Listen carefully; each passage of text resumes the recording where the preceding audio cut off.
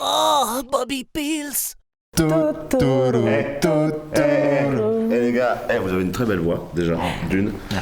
Et de deux, j'ai une blague. Alors, c'est Miyazaki, Takahata et Suzuki qui rentrent dans un bar. Qu'est-ce qui se passe? Bah c'est Suzuki qui paye tout. C'est pour les initiés, ça. Oh, c'est un peu... Attends, j'en ai une autre. Tu sais comment on appelle un Miyazaki raté? Non. Goro. Et ça te fait marrer? Connard!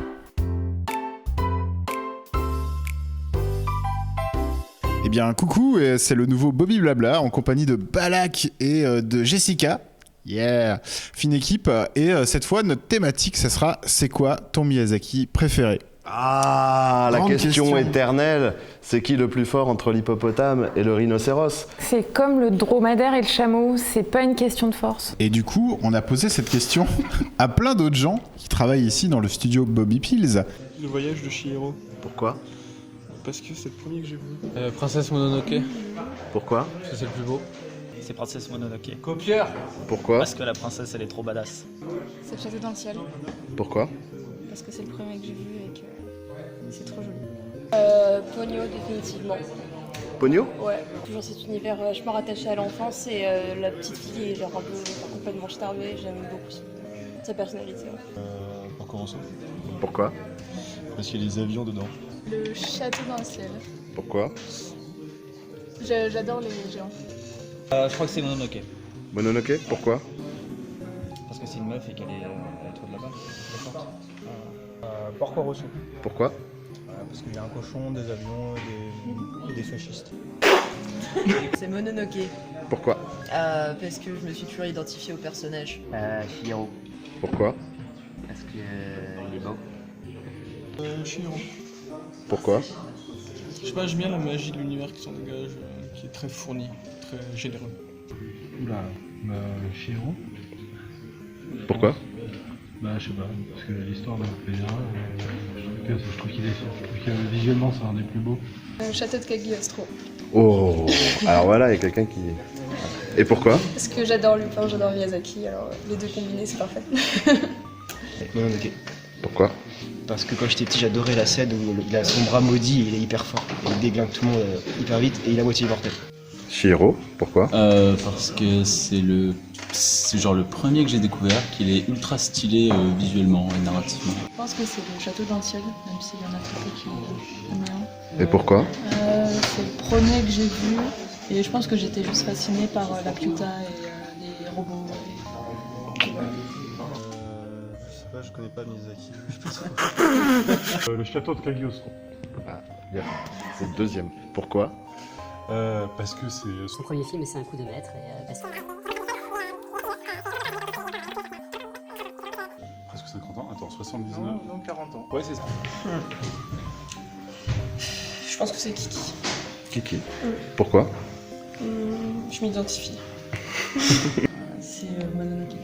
Princesse Mononoke. Pourquoi? Parce que c'est beau. Nausicaa de la vallée du vent. Pourquoi?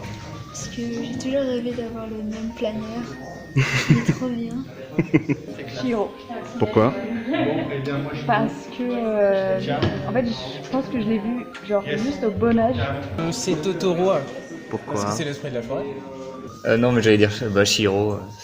Enfin... Pourquoi? Parce que c'est le premier que j'ai vu je pense. Moi j'adore la princesse Mononoke. Pourquoi? Parce qu'elle est trop badass. Et que c'est un des premiers films avec une héroïne que j'ai découvert quand j'étais petite. Et sur lequel j'ai pu m'identifier, j'étais trop contente. Princesse Mononoke. Pourquoi? Pourquoi? Parce que à un moment, elle lui dit... c'était quoi la réplique culte? Oh merde. Porte sur ce monde un regard sans haine. Et lui, il a pas réussi, il met des flèches et il coupe la tête des gars. À quasiment à un point près, c'est Mononoke qui se détache, suivi de près de Chihiro. Chihiro quoi. puis après, on a quand même du Porco qui se démarque. On a du Cagliostro aussi quand même. Et puis à peu près tous les films de Miyazaki, sauf Le vent se lève. Et puis c'est bizarre ça. bizarre, et Ouais, Le je Château me demande ambulant aussi. pourquoi. Voilà. Et donc, Excellent ce vin blanc. excellent. Donc du coup, Il y a du corps. Monsieur Miyazaki est né en 1941.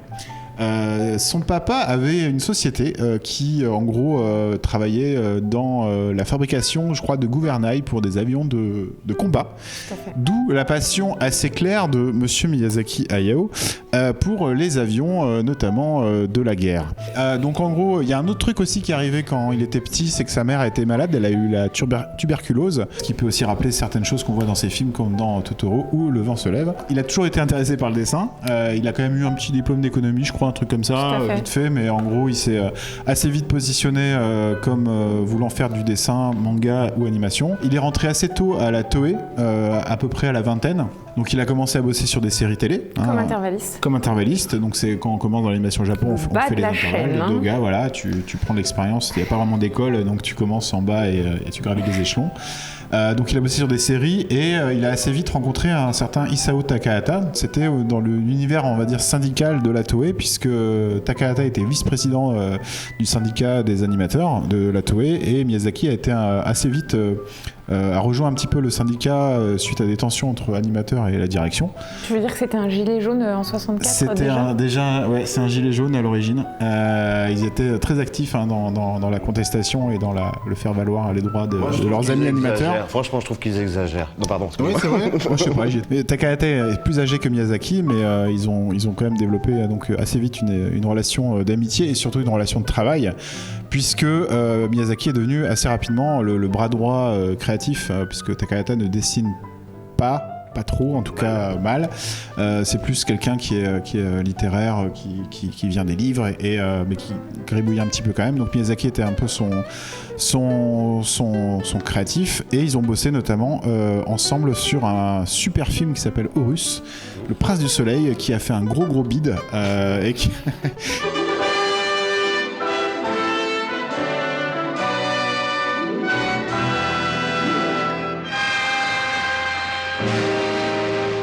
Bien après, ça a été reconnu comme une œuvre majeure.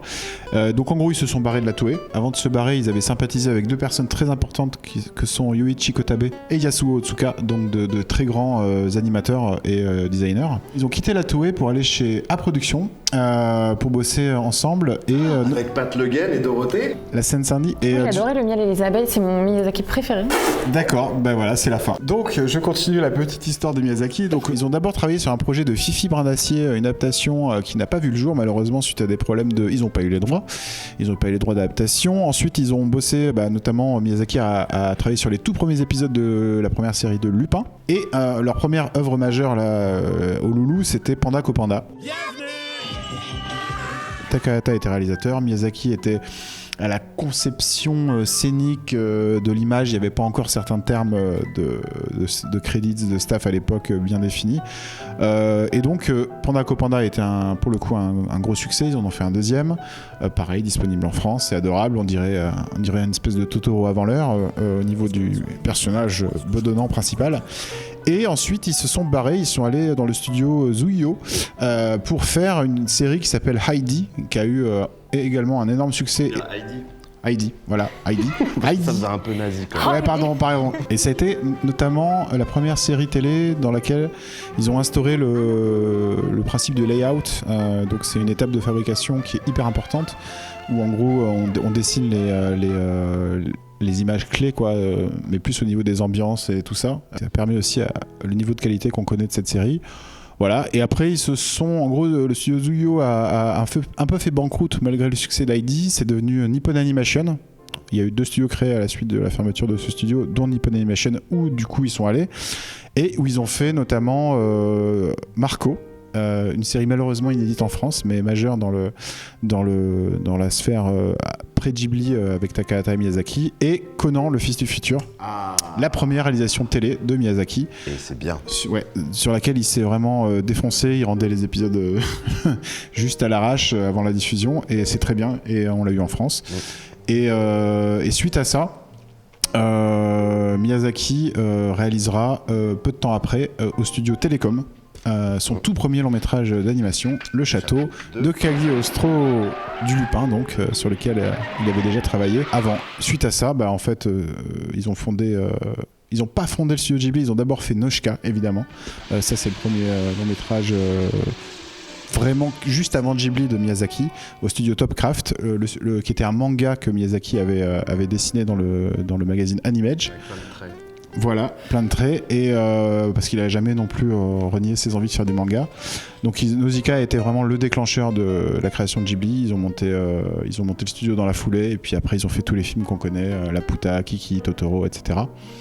Donc voilà, c'était pour l'histoire de Miyazaki. Je serai moins bête. Voilà, mais bon, ça vaut pas une intro d'Ilan Nguyen, mais bon, on est sur YouTube. Tu ne regardes pas. Désolé, on doit faire moins d'une heure. Si donc, tu nous regardes, à mon avis, t'es en train déjà de. Ouais, tu dois nous crucifier.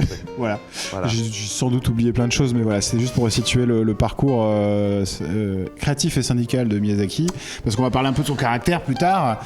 Mais d'abord, question reliée à la thématique de cette vidéo. C'est quoi ton Miyazaki préféré ? C'est pas le premier Miyazaki que j'ai vu, contrairement à 50% des gens qui ont répondu là du studio. Ça en est beaucoup. Ouais.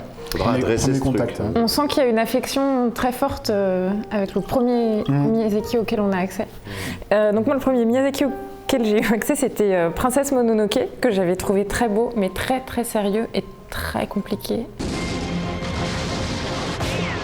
Et donc ça, pour le coup, j'avais pas eu de connexion émotionnelle hyper forte, même si en le revoyant bien plus tard, c'est venu. Et puis cette métaphore là du sanglier qui lui ronge le bras, et c'est la violence qui le ronge à l'intérieur, donc ça, je trouve que ça marche. Non, mon Totoro préféré, c'est Kiki la petite sorcière. Oui, c'est un film qui prend son temps, qui est pas du tout spectaculaire. On n'est pas dans de la sorcellerie avec des super méchants, des trucs super dark, la tête en l'envers. C'est pas Harry Potter ou The Craft. Mais du coup, c'est très beau parce que c'est le quotidien, c'est l'artisanat dans la communauté. Ce que j'aime beaucoup, c'est que c'est une jeune fille qui décide de ce qui va lui arriver. Elle veut travailler, elle s'établit dans cette ville, elle donc met en place son service de livraison. C'est une sorte de pré-Frishti, si vous voulez. De pré-Uber Eats, mais de sorcières. De sorcières, exactement. Et du coup, c'est quelque chose qu'on a moins dans un film comme Chihiro, où c'est aussi une jeune fille à qui il va arriver plein de choses, et ce récit initiatique, elle subit les choses et elle en tire quelque chose, mais elle ne les provoque pas. D'aucuns diront que Kiki, c'est un film qui est un peu volontariste et justement qui appelle un peu... On peut le dire. Voilà. C'est un film macroniste, là où Chihiro est plus un film d'assisté. Voilà, bon, ouais. Ce que j'aime bien dans ce film, c'est qu'il y a des moments où j'ai l'impression de voir un board Pinterest vivant.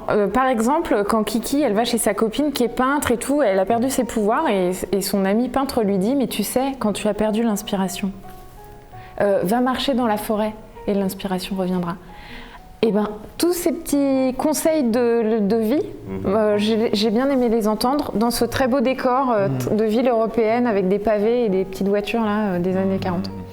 Dans Kiki, un truc que j'aime bien, c'est qu'il y a Richard Dana qui est boulanger à un moment, c'est tout. Ah oui. Merde, oui, on mettra rétroactivement. un style frame. Ouais, Kiki, c'est bien. Alors voilà, si on fait un petit sondage démographique de ce qui s'est passé, voilà, c'est vrai que nous, on est typiquement dans, je pense que c'est Porco Rosso, voilà. C'est notre. On n'est peut-être pas venu à ce film de la même manière. Moi, c'est le tout premier que j'ai découvert. Moi aussi. Et au cinéma en plus. Et voilà, on fait partie de la majorité ce qu'on a déplorable. Ouais, mais c'est en même temps, c'est comme tu disais plus tôt, c'est un peu comme une première relation. Non, je disais dingo. Le film est sorti en salle en France en 94, je crois, ou 95. Bien avant même la diffusion de Totoro sur Canal+. C'était la première fois qu'on voyait un Miyazaki de manière un peu plus large, diffusé à un public plus large. Et donc Porco, je me rappelle, j'avais emmerdé ma mère pour qu'elle m'emmène dans un cinéma à 150 km qui diffusait ce film. Et tu vivais où ? En Dordogne, et je suis allé à Bordeaux pour le voir. Voilà. Voilà, donc ouais, désolé des histoires de provinciaux. J'espère que tu l'as vu en VO, hein. Mais non, parce qu'on peut parler de la VF de Porco Rosso rapidement avec Jean Reno qui fait Porco et Jean-Luc Reichmann qui fait Curtis, ouais, et qui à l'époque n'était pas encore connu, en tout cas son faciès, hein, c'était, je crois que c'était la voix off de la brosse à dents avec Nagui, là, tu sais, n'oubliez pas la brosse à dents, mais et en fait, ouais, il apporte beaucoup, mais c'est pas la... bien qu'on parle de la brosse à dents avec Nagui dans un truc sur le ouais. Porco, avec le recul et après avoir vu tous les Miyazaki films anciens avant Porco et nouveaux, il reste mon préféré quand même. Dans Porco, il y a pas le côté initiatique, il y a un gros côté mélancolique.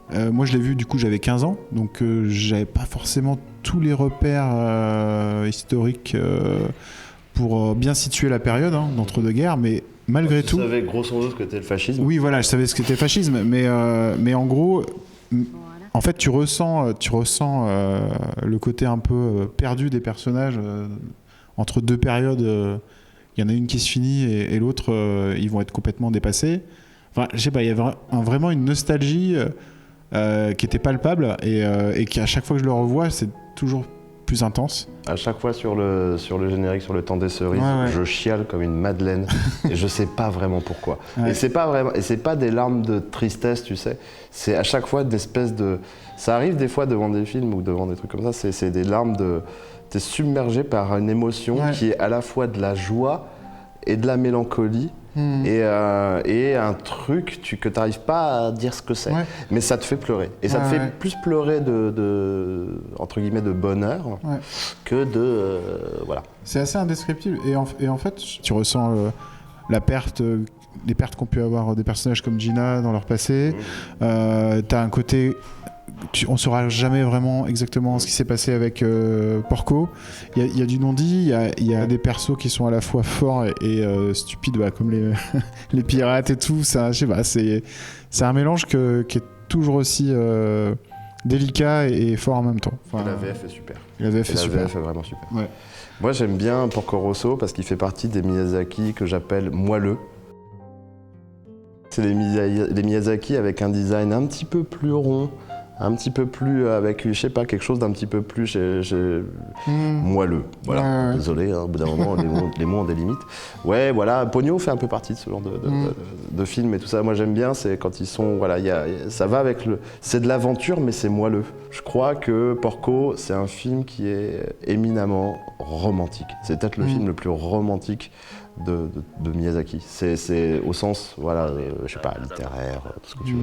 Et c'est une manière aussi, je crois que Porco, c'est lui, hein. C'est une espèce de projection de lui-même romantique, Porco, vraiment. Et ce que d'ailleurs Hideaki Anno lui a reproché, parce que pour lui, Anno, il était dans sa période de rejet du père. Hein, et je crois qu'il a un peu dit, grosso modo, qu'il avait détesté Porco Rosso parce que c'était un film malhonnête, où justement Miyazaki se dressait dans une espèce de posture, tu vois, de mec un peu cool, un peu vieux film d'Hollywood. Et voilà, mais oui, mais c'est ça qui est chouette. C'est ça qui est... Il met un peu tous ses fantasmes, bien sûr les avions, ces espèces d'amour impossible. Il y a un truc sur l'amour impossible avec Miyazaki aussi, qui est... peut-être c'est ça qui me fait chialer à la fin. Qui est toujours... Je sais pourquoi je chiale à la fin de Porco Rosso. C'est parce que c'est un mec seul. C'est un mec qui a choisi son destin, et son destin, c'est sa maladie. Et même si, tu vois, il est libéré de sa malédiction à la fin, spoiler, va te faire foutre, hein,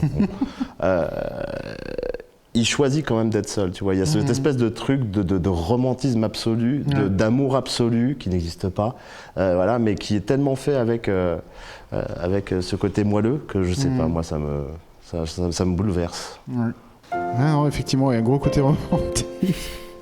Tu veux qu'on chante le temps des sceaux ? Non, parce que je vais vraiment pleurer. Non, d'ailleurs, Hideaki Anno, Crucifact, hein, c'est donc le réalisateur d'Evangelion, que vous avez tous vu sur Netflix et tous partagé des mèmes. C'était, on peut dire, le fils spirituel de Miyazaki, qui est animé notamment sur Nausicaa. Sur Nausicaa, le géant. Le géant guerrier À la fin, ouais. Et qui est une espèce d'animateur génie, voilà. Et c'était un petit peu, effectivement, Miyazaki l'a pris un peu sous son aile en mode tu seras mon vrai fils. Hein. Ouais. C'est le fils caché de... Merci Goro. Voilà. Goro est en train d'essayer de se suicider quelque part. Tous les jours, un petit peu plus. Ce qui est hallucinant avec Anno, désolé, c'est toi qui as lancé Anno, du coup. Oui, il faut lancer Miyazaki, les anneaux. Et ça permet de commencer un peu à parler du caractère de Miyazaki, même si on le connaît pas, on l'a jamais vu, et on n'a jamais travaillé avec lui, donc c'est un peu difficile. Mais quand même, Miyazaki est quand même connu pour cracher sur l'industrie de l'animation au Japon, sauf sur ce que fait Ghibli, évidemment. Et il crache notamment sur les otaku, et il a une relation privilégiée, amicale depuis avec le roi des otaku, qui est Anno. Donc, il y a des. Enfin, Anno a même fait la voix du personnage principal de ce qui était censé être le dernier film de Miyazaki. Donc, alors qu'il ne sait pas jouer et qu'il l'avait prévenu. Voilà. Il lui a dit mais je sais pas jouer et en fait il y avait une espèce Miyazaki il a fait mais si mais vas-y c'est rigolo vas-y c'est marrant vas-y. Tu sais le mec il sort de la cabine il fait franchement c'était de la merde mais si c'est bien la garde. Il y a cette espèce de relation très bizarre avec Anno. Alors qu'il est hyper dur avec Goro et publiquement hein, c'est ça qui est hallucinant quoi. Mais quand tu lis les interviews c'est drôle parce que Anno aussi il est très dur aussi avec Miyazaki. Oui tu vois sur Porco il prend pas de pincettes. Et même quand ils se parlent tous les deux, tu sens qu'il y a une relation très très bizarre de père-fils spirituel, mais qui se rentre dans les brancards. Il y a la fameuse pour ceux qui s'y intéressent un petit peu, voilà, Anno, grosso modo. Alors la légende dit qu'ils se sont un peu brouillés sur le fait que Anno lui a dit qu'il fallait que Miyazaki embrasse le fait qu'il aimait dessiner des filles et que c'est pour qu'il avait fait des gros nichons à Nausicaa. Voilà, parce que c'était rigolo et il y a eu une petite embrouille. Alors c'était une légende, mais j'ai décidé d'y croire. Voilà, que c'est comme ça. C'est pour ça que Anno a claqué la porte du studio Ghibli. C'est sur les nichons d'un personnage de dessin animé. Et Miyazaki, dans certaines interviews, il avait des mots assez doux hein, pour Evangelion, alors que normalement il devrait cracher sur ce genre de prod. Mais...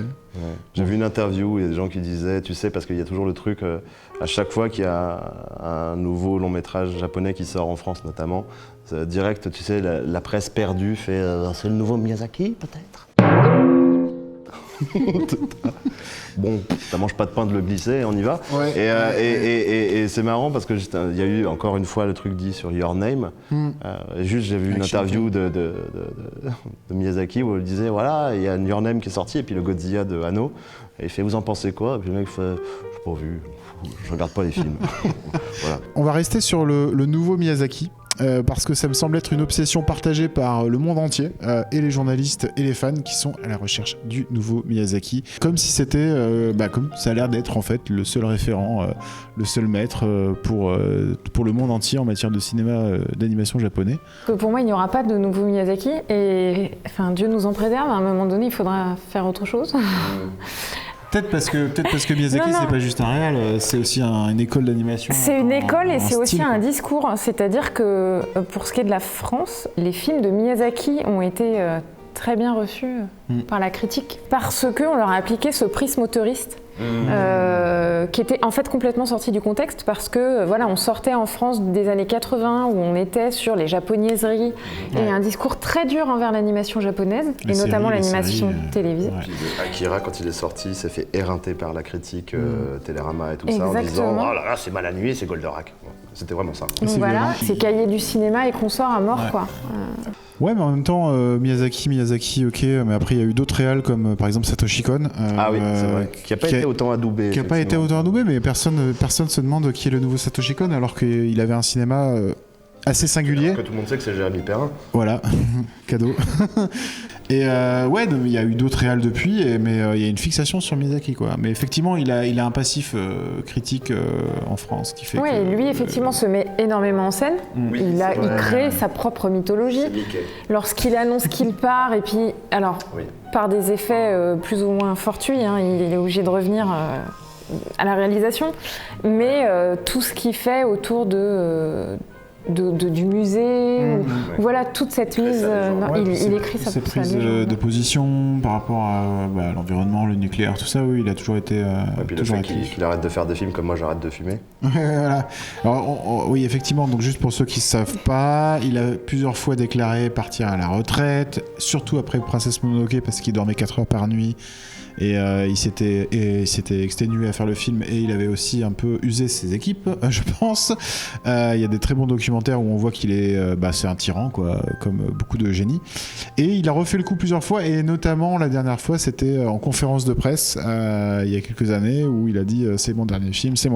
Et là, il est reparti sur un film d'ailleurs, donc c'est un peu un running gag. Mais le fait de mettre en scène ça en conférence de presse, c'est quand même c'est de la bonne communication. Et il a un très bon producteur, d'où la blague du début sur Toshio Suzuki, on parle rapidement de lui, c'est le producteur historique de Ghibli, qui était déjà éditeur du magazine Animage dans les années 80, qui publiait Noshika. C'est lui qui a eu l'idée de propulser le fils de Miyazaki, donc Goro, en tant que réal et relève de Miyazaki. Et bon, le problème c'est c'est lui qui a décidé, c'est pas Hayao, et du coup ça a donné lieu à des sorties de son père au sujet donc du fils, qui était contre-productive au niveau de la communication. Oui, il n'a pas la langue dans sa poche, papy. Même avec son propre fils, la chair de sa chair, surtout avec lui d'ailleurs, il a eu des propos très très durs, voire très humiliants. D'où la petite blagounette qui est effectivement pas si drôle que ça, puisque voilà, si on se met à la place 2 secondes de Goro Miyazaki qui a fait une bouse, hein. Bon voilà, tant pis, voilà, mais voilà. C'est dur quand même d'avoir un père aussi écrasant. Et d'ailleurs, c'est à de rares exceptions, et encore que, tu vois, c'est vrai que Miyazaki transpose beaucoup son amour de daron, on va dire, sur des filles dans ses films. On a l'impression, grosso modo, que Miyazaki, il aurait aimé avoir une fille, quoi, et puis c'est tout, quoi. Et même dans Ponyo, le petit garçon et tout ça, on sent qu'il a un regard sur les petits garçons et sur les garçons. Ashitaka dans Mononoke, c'est un mec qui... Il y a Mononoke qui lui dit il faut pas être violent, c'est pas bien et tout ça. Et le mec, il est violent, quand même. Je sais pas, ça, il a un truc, je sais pas, il aime pas les garçons, quoi. Je sais pas. Peut-être que voilà, il aime pas son film. Et il aime pas aussi. C'est de la psychanalyse littéralement de comptoir. Ouais, puis niveau famille, au niveau des enfants aussi, le côté familial de Ghibli, il aimait pas la perspective que quelqu'un qui soit pas de la famille Ghibli, qui soit pas du studio, puisse faire des films au studio Ghibli. Ça vaut pour Goro Miyazaki, qui était architecte paysagiste à la base, même s'il était son fils. Bon, tu vas faire un film, toi. Ça, c'est Suzuki qui a eu l'idée de merde. Ouais, voilà. Ça vaut pour Mamoru Hosoda, qui était censé réaliser Le Château Ambulant et qui a été viré. Très très mauvaise. Et si vous regardez le One Piece Movie 6, l'île du conte de mes couilles, le personnage du baron, le tyran totalitaire qui est avec tout le monde à sa botte dans cette espèce de parc d'attractions fait à son image, voilà.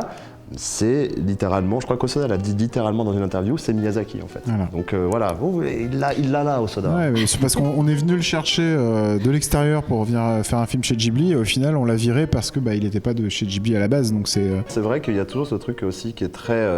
qui peut paraître comme contradictoire en fait, mais c'est vrai que comme on l'a dit un petit peu avant, enfin il y a très longtemps avant, c'est un mec très engagé politiquement, qui a des opinions politiques très tranchées, qui est complètement d'extrême gauche, on peut le dire, qui est communiste dans l'âme. Ouais. Je pense qu'on peut le dire, il va pas me gueuler dessus. Enfin si, sans doute. Mais c'est quelqu'un qui, avec Takahata, effectivement, a travaillé au droit des animateurs, au droit du travail des animateurs, qui a vraiment, qui a fait le syndicat d'animation au Japon, qui a pas fait un très bon boulot, apparemment. Mais il a essayé au moins. La situation actuelle. Mais en tout cas, c'est quelqu'un qui est très conscient politiquement, socialement et tout ça. Ce qui n'est pas forcément quelque chose qui ressort de manière très stabilo-bossée dans ses films. Hein. Dans ses films, il s'échappe aussi de ça. Il est plus du tout dans ces thèmes-là. Ouais. Notamment Le vent se lève, quoi, où là c'est encore plus détaché, quoi. C'est nébuleux. C'est un otaku des avions, encore plus flagrant et encore plus dans la guerre. Mais il n'y a pas de prise de position trop par rapport à ça. Non, parce que là, il parle de trucs qui lui plaisent, de l'aviation, et puis là, il traite cette espèce de contradiction qu'il y a, que oui, tu peux aimer les Panzers, tu peux aimer l'aviation, tu peux aimer le génie civil qui crée des avions qui sont des engins de mort, hein, mais juste parce que t'es un otaku. C'est pour ça aussi d'ailleurs qu'il a sans doute filé le rôle à Anno. Et bizarrement, il file le rôle c'est cohérent. à son fils spirituel, à quelqu'un qui est en fait son père. Dire, hein, le personnage principal du Vent se lève, c'est peut-être une espèce de père fantasmé. Je me tourne vers Alex Pilot, comme ça, qui me fait j'en sais rien, je m'en fous, je dois rentrer bouffer, les gars, vous m'emmerdez. Non, je sais pas. Ouais, c'est une possibilité. Comptoir, psychanalyse de comptoir. Ah, je pense qu'il faut aller se coucher. Là. Il faut aller se coucher. Nous avons donc un peu parlé de nos premiers contacts et nos Miyazaki préférés. Donc là, il est censé faire un dernier long métrage, donc on lui souhaite bonne chance. Et à Suzuki aussi, hein, qui est son producteur vieillissant aussi. Surtout aux équipes. Ouais, surtout aux équipes fraîchement formées, puisqu'ils avaient quand même fermé le studio à la base après le dernier film. Donc moi, je suis très curieux de voir comment ils gèrent des nouvelles recrues, quoi. C'est rigolo s'il y a des jeunes recrues qui parlent du droit du travail et il fait tu vas finir ton plan, oui. Mais je croyais que vous étiez de gauche. Pas ici. Mais c'est mal fait. Ta gueule. Pas dans mon film. Voilà, écoutez, n'hésitez pas à lâcher dans les commentaires aussi quel est votre Miyazaki préféré. Ah oui, on lâche dans les commentaires. Ouais. Et surtout, vous mettez un pouce bleu et vous appuyez sur la petite cloche pour avoir une notification. Ouais, et abonnez-vous, hein.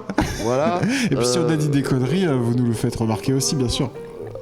Putain, il y a des gens, ils font du placement produit, les professionnels de YouTube. Et Crisis, quand est-ce que ça sort? Ah non.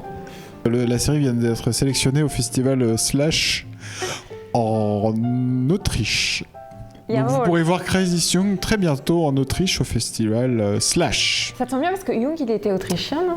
Je ne sais plus, mais je vais en parler avec les organisateurs du festival. Il y a peut-être un grand expo à montrer, une exposition et tout. Ah ouais, ça pourrait être bien, on va faire ça. On va faire ça. Voilà. Et bien écoutez, à bientôt pour un prochain Bobby Blabla. On n'a pas encore décidé de la thématique, ça vient assez spontanément. J'ai une blague.